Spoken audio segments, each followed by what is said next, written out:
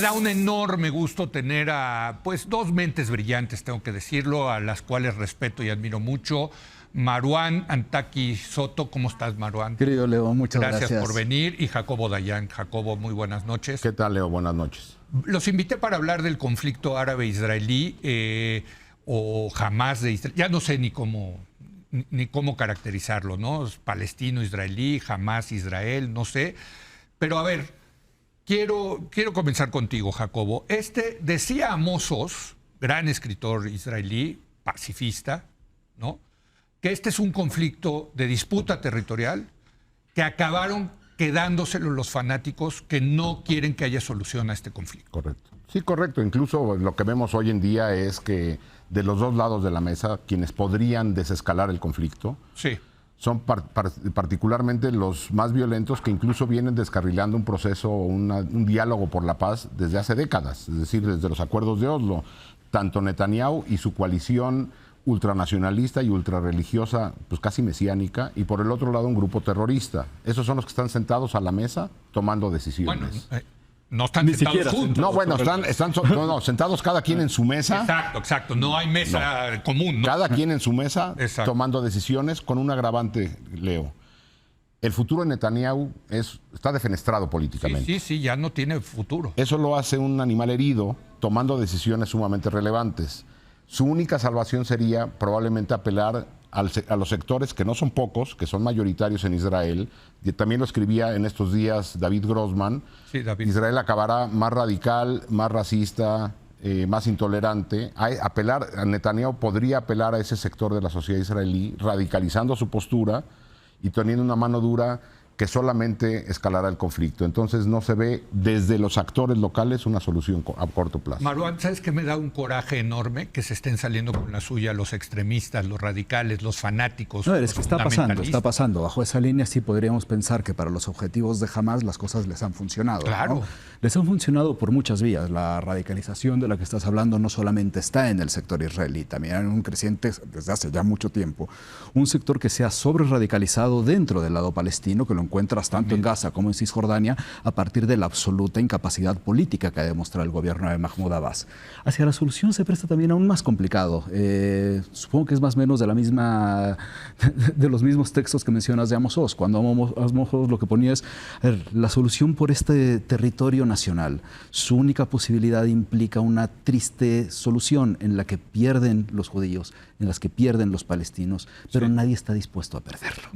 Y frente a eso se han caído en la última semana y media todas las posibilidades de siquiera pensar en que habría una mesa en la que se podía sentar.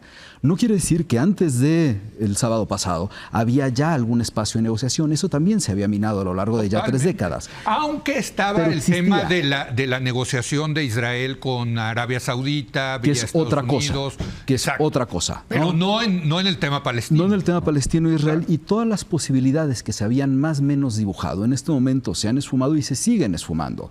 Lo que sucedió, sea lo que haya sucedido, como por ejemplo el hospital. La muestra de rechazo por un sector gigantesco de los países, prácticamente todos los países árabes, el posible apoyo que podía encontrar Israel, quizá en sus cercanías más inmediatas, como por ejemplo Emiratos Árabes Unidos, se cae también.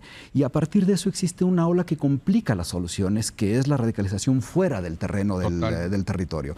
Hemos visto las marchas en prácticamente todos los países del mundo que terminan por recuperar ciertos discursos que de alguna manera muy perversa empiezan a replicar los discursos de Hamas, asumiendo que esos son los discursos de la causa palestina, cuando son cosas totalmente separadas. ¿Qué sigue, Jacobo? A mí la verdad, dentro de lo que veo, me da un poquitito de optimismo que Israel todavía no haya decidido entrar a la Franja de Gaza, cuando estamos grabando el programa, porque esto puede cambiar en la próxima hora. Yo creo que cada hora las posibilidades de una incursión terrestre disminuyen, sobre todo por la presión que está ocurriendo. Y esa es una buena noticia, yo creo, para los dos bandos, ¿no? Nada más que hay una muy mala noticia de la que se ha hablado muy poco, es decir, parece que la solución viene, otra vez, desde hay una respuesta violenta, criminal, ante un acto terrorista brutal. Sí.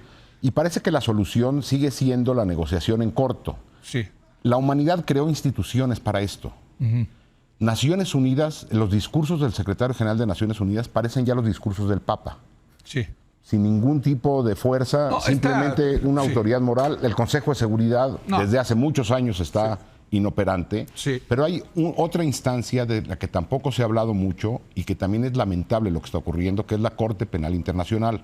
Recordemos que en el caso de la invasión rusa a Ucrania, de inmediato la Corte Penal Internacional se activó, inició una investigación, incluso ya hay órdenes de aprehensión contra Vladimir Putin y otros que difícilmente se cumplirán, pero ahí hay una institución supranacional, internacional, que está diciendo lo que está ocurriendo. El caso Palestina-Israel, la Corte Penal Internacional tiene el caso desde 2018. Palestina solicitó esto, la Autoridad Nacional Palestina, y el caso está en la Corte desde 2018, abierta por crímenes perpetrados desde 2014. Los crímenes de guerra, por la ocupación israelí de Cisjordania, por el bloqueo, por el lanzamiento de cohetes de Hamas, en las reiteradas escaramuzas o violencia brutal que ha habido en esos territorios, de 2014 a la fecha. Desde hace 5 años está abierta la investigación. Y no hace nada. Peor todavía, Leo. El fiscal actual, Karim Khan, británico, toma posesión de la Corte en 2021. Y acaba de dar una declaración hace un par de días diciendo que cuando él llegó a la Corte estaba abierto esta investigación preliminar, pero que no había ni siquiera personal asignado a la investigación. Ahora, creo que no hay, eso pero estamos... nada más, para un segundo, porque no acaba ahí. Sí. No había personal asignado y que hoy no tiene recursos para asignar una investigación de esto. Ahora, Entonces, esto sí trasciende. pero esos ¿no? son como 3 pasos después del lugar donde No, nos porque a ver, encontramos un en caso este como el del momento, ¿no? hospital es tu verdad, mi verdad, la verdad del otro, la de tal medio, la Sí, otro. sí, ¿Quién podría determinar lo que verdaderamente ocurrió? Pero Una investigación independiente. A ver, yo no creo en la ONU, creo que la ONU se ha aburguesado, vamos a ponerlo de esa En términos manera. nacionales. Pero, ¿cómo desescalar? O sea, A ver, ¿qué es eso lo parecería primero? que Estados Unidos intervino y sí ha parado a esta sed de venganza primera que tenía Israel de movilizarse a la franja de Gaza. Tengo que insistir ¿o en no? la relación de consecuencias sobre los distintos eventos, no solamente porque cosas como la que han sucedido después de la brutalidad, de la animalada de Hamas y las siguientes acciones, Sí. ha habido un escalamiento que tiene distintos riesgos. Estamos pensando en las marchas, qué sé yo, también en antes del incidente del hospital, los apuñalados, una madre y un niño de 6 años apuñalados, luego en Bruselas un ataque antisemita. La necesidad de escalada es lo primero que tiene que aparecer. Ahora, esa necesidad de escalada tiene distintos factores que no han tomado en cuenta que la realidad a la que está sometida la población en Gaza, solamente como se están llevando las cosas, lo único que puede hacer es calentarlas más, ¿no? Por ejemplo, el asedio, como por ejemplo también, sí se habla de la intervención, pero tampoco estamos hablando entonces de que si la intervención por tierra, los bombardeos funcionan como una especie de eufemismo a ellos. ¿Por qué? Porque la misma conformación de la Franja de Gaza hace que los bombardeos, incluso sin incursión por tierra, puedan tener mucho más fallas, mucho más riesgos y muchísimos más costos humanos de los que se podrían estar pensando solamente con la intervención. Estamos hablando de que ya las cifras han llegado a un nivel que es absolutamente impensable por parte, si queremos, de los dos lados. Periodo. Pero también dentro de la conformación de la Franja de Gaza, la imposibilidad de separar los espacios civiles de los objetivos posiblemente militares hace que la primera razón para la escalada, antes de meternos en todo lo demás, es sí los ceses al fuego, sí la apertura de los corredores humanitarios y sí también encontrar la forma de empezar a discutir cuál es el objetivo Marwan, real de esto. ¿por qué Egipto no quiere abrir las puertas? O sea, a ver, es que también es muy jodido para el pueblo palestino, y lo vimos en Jordania en los años 70 con el Septiembre Negro, y luego en Líbano también tuvieron problemas para quedarse allí. Ahora Egipto, o sea, los países árabes sí defienden a los palestinos, pero a la hora de la verdad también son... Sobre todo, pero hay que también en cuenta un ¿Estamos de poco acuerdo o no? No necesariamente. A ver. ¿Por qué? Porque hay que tratar de entender la realidad en todos sus elementos. Cuando estamos pensando, por un lado, en la posibilidad de que haya un desplazamiento de población palestina, particularmente de Gaza, hacia el Sinaí, por un lado, estamos recuperando los ecos de 1957 con el desplazamiento que se forzó y que resultó en un fracaso que alimentó las distintas iras. Después se nos está olvidando por completo la propia crisis de refugiados que tiene Egipto de alrededor de arriba de 5 o 6 millones para poder recibirlos. O sea, tú ves la racionalidad o explícame la racionalidad de Egipto para no abrir la puerta. Por un lado, su propia crisis de migrantes, ¿no? lo hace inmanejable. No Sí. quieren una crisis en la frontera que pueden no tener la capacidad de manejar. Por otro lado, existen los ecos del desplazamiento posteriores a la Nakba, Sí. que entonces resurgen dentro de cierta especie como de un backlash para no solamente los poderes en Egipto, sino también como un aliciente que da al radicalismo las razones para poder levantarse. O sea, yo no me quiero quedar con ese Aunque yo creo que hay un elemento adicional, Sí. porque la respuesta de Jordania ha sido la misma. También, claro. Y el temor, me parece, y lo han dicho de alguna manera, el temor es de que sea una población de refugiados que nunca regrese.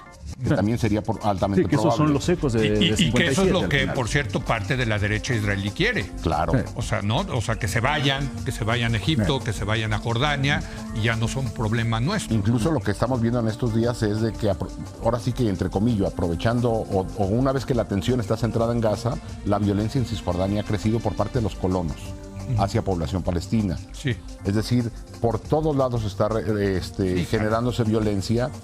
Y también se empieza a hablar del movimiento de gente que esté viviendo en Cisjordania, sacarlos de Cisjordania. Sí, ¿no? bueno, ese es el temor y bueno, y no es un temor infundado. Es decir, que este gobierno israelí aproveche una migración masiva o un exilio masivo de población palestina para impedir el regreso. Exacto. Tengo que ir a una pausa.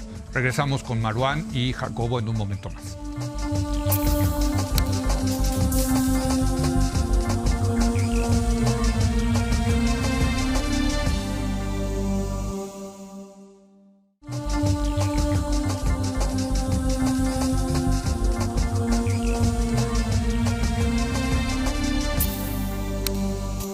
Estoy teniendo una mesa muy interesante con Jacobo Dayan y Marwan Soto Antaki sobre lo que está pasando allá en Medio Oriente. A ver, tú querías decir algo, Marwan. ¿Cuál es el objetivo de lo que está sucediendo ahora? O sea, por un lado, tratar de pensar en coexistencia. Las cosas se están haciendo más complicadas para pensar en coexistencia. Por parte del lado de Israel, ¿cuál es el objetivo? ¿Erradicar a Hamás? No, pero a ver, es que la coexistencia es la única solución, Marwan. Está bien. ¿En qué formato ¿En qué político? forma? Es decir, Exacto. Seguir hablando de dos estados me parece que también ya está Se ha fuera transformado del... el hablar de dos estados en la mejor ¿Cómo forma haces de fingir atención ¿Cómo sin hacer haces nada? dos estados cuando tienes casi 400,000 ciudadanos israelíes viviendo en Cisjordania?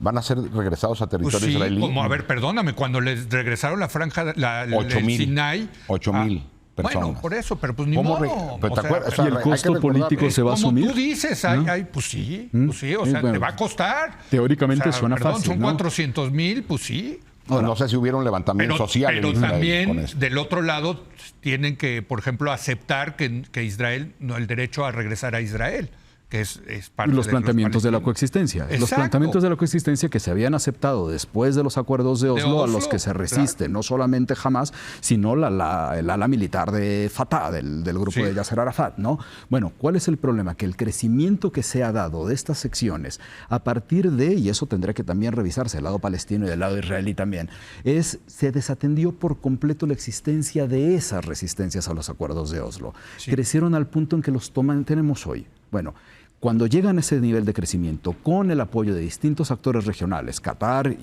Irán, ¿no? ¿Qué se hace con ellos? La operación está ahora pensada en ¿qué? En desarticular a Hamás la escalada, porque hablamos de esa escalada, ok, porque ya no se busca desarticular a Hamás, se quiere destruir, como dice la retórica de Netanyahu, cuando sabemos perfectamente que es imposible desarticular a Hamás, como fue imposible destruir Qaeda, como ha sido imposible destruir Daesh. No, Entonces, a ver, ¿cuál es el Al-Qaeda sí objetivo? lo destruyó Estados Unidos, pero... En un territorio.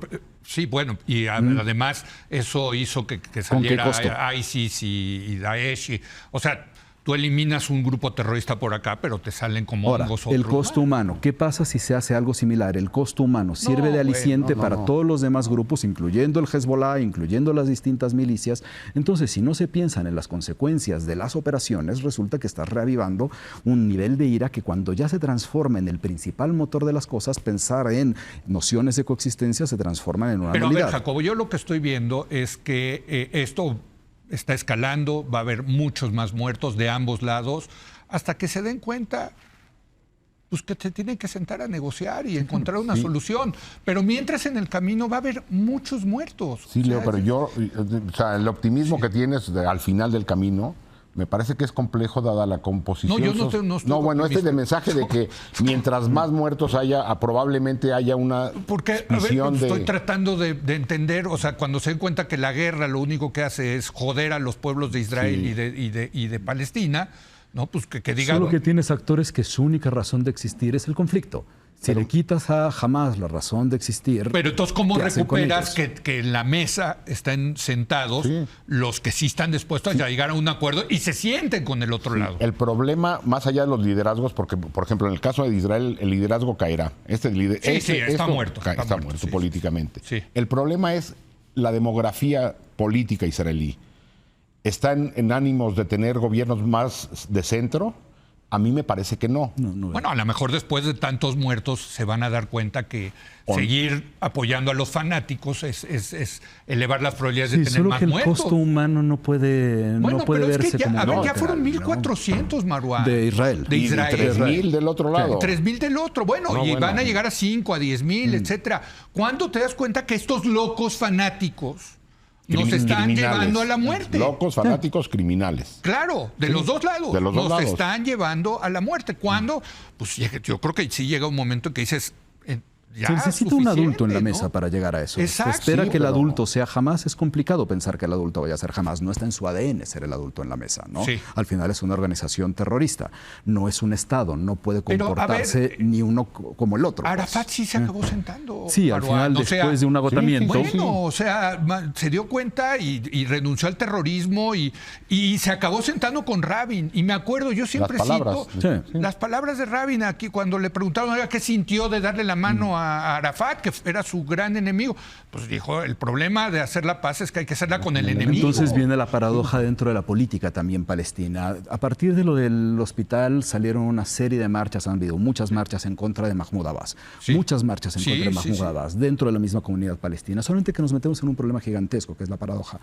Se ha mostrado a lo largo de los años, Mahmoud Abbas es el que le sigue a Yasser Arafat, mostrando una absoluta incapacidad política, un nivel de corrupción gigantesca, una imposibilidad de cohesión dentro de la sociedad que termina dándoles a muchas generaciones jóvenes una idea de que el radicalismo va a ser una solución. Claro, esa es Solo que resulta que la única vía política que se puede encontrar es apoyar a la Autoridad Nacional Palestina. Es decir, la paradoja es que hay que apoyar al incompetente para poder tratar de extender alguna... Y llegamos a un problema que se repite en muchos países aquí con un agravante tremendo, que es el costo de vidas. La falta de liderazgos, es decir, cuando uno voltea a la clase política israelita, tampoco, y del lado palestino, bueno, ya decía Maru, en el caso de Abbas. Entonces, a mí me parece que lo que tú dices ocurrirá, pero no en el corto y mediano plazo. Es decir... Y saldrán líderes, Caco.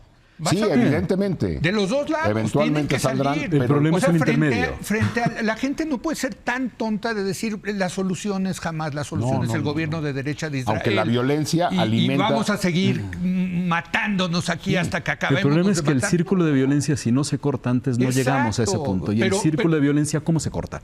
Pues cuando llega ya es intolerante para ambos lados, ¿no? ¿En qué momento se hace intolerante las cosas que se han visto de ambos aspectos? Pues es que esa es la pregunta. Y lo que 1,400 muertos son tolerantes, son tolerables frente a 4,000 del otro lado. ¿Cuánto? Jamás está dispuesto a tener eso, está dentro de su planeación. Pero el tema es el apoyo de los palestinos a Hamás. Ahora, es que cuando hablas del apoyo de los palestinos a Hamás, creo que quizá nos estamos metiendo en terrenos de asumir que es una especie de democracia. No. Cuando no tiene nada que ver. Cuando estás hablando del gobierno que tiene Hamás en Gaza, estás hablando de un gobierno absolutamente impuesto. Creo que me estoy dando cuenta que tienes razón de que haya algo de optimismo, de decir que al final del camino... Hasta que la presión internacional pegue. Es decir, hasta que Europa, Estados Unidos digan hasta acá. Ahora, Europa está también metido en berenjenal, Estados Unidos ni se diga, en fin. Híjole. Bueno, gracias, Jacobo Maruán. Sigamos con esta mesa, si les parece. Ojalá que no mucho tiempo. No mucho, en los próximos días. Gracias. Muy buenas noches.